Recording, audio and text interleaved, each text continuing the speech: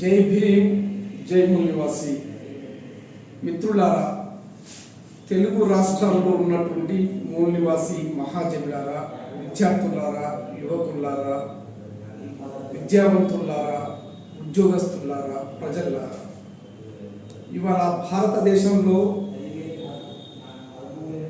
సామాజిక అన్యాయానికి గురవుతున్నటువంటి కోట్లాది మంది ప్రజల్ని ఏకం చేసేటువంటి ఒక సిద్ధాంత భూమిక కలిగినటువంటి సంస్థ బాంసెఫ్.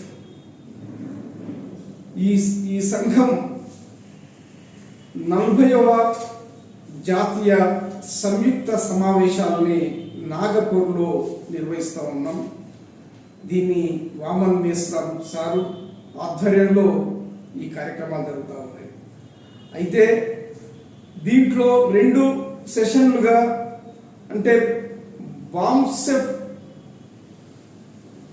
ఈ నెల డిసెంబర్ 24, 25 2 రోజులుగా బాంసెఫ్ సంబంధించినటువంటి సిద్ధాంత భూమికని వివిధ అంశాల మీద చర్చ జరుగుతూ ఉంది. అదేవిధంగా భారత్ ముక్తి మోర్చా సంబంధించినటువంటి ఉద్యమ సంస్థ నేపథ్యం, దానిలో 26, 27, 28 అంటే డిసెంబరు 24 నుంచి 28 వరకు 5 రోజుల పాటు మహారాష్ట్రలోని నాగపూర్ అంటే మిత్రులారా మీకు ఆల్రెడీ తెలిసి ఉంటుంది. మహనీయుడు, ప్రపంచ మేధావి డాక్టర్ బిఆర్ అంబేద్కర్ బుద్ధిజాన్ని తీసుకున్నటువంటి స్థలం అది. కాబట్టి నాగపూర్ ఒరిజినల్గా మూలవాసుల యొక్క పోరాట క్షేత్రస్థలం అని. కాబట్టి ఈ నెల 24వ తేదీ నుంచి 28వ తేదీ వరకు ఈ 5 రోజుల పాటు జరిగేటువంటి భారతదేశంలో అతిపెద్ద నిర్మాణాత్మకంగా సిద్ధాంతం కలిగినటువంటి బాంసెఫ్ జాతీయ సమావేశాలకు మిమ్మల్ని తప్పనిసరిగా రావాలని కోరుతున్నాం, విజ్ఞప్తి చేస్తా ఉన్నాం.